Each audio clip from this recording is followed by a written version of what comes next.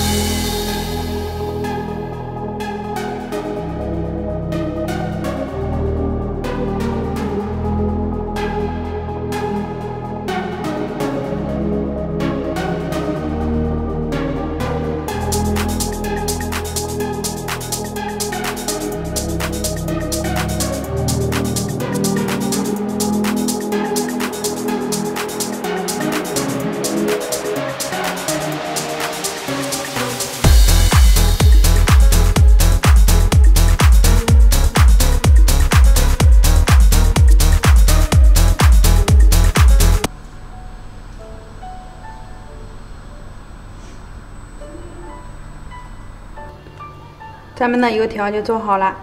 刚出锅的时候吃，表皮是酥脆的，现在已经回温了，变得特别的软。面团只要揉光滑，炸出的油条还有嚼劲儿。看一下，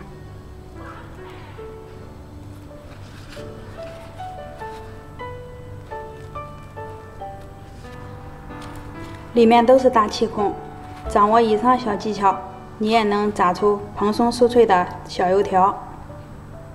做法也特别的简单，喜欢的朋友可以试一下。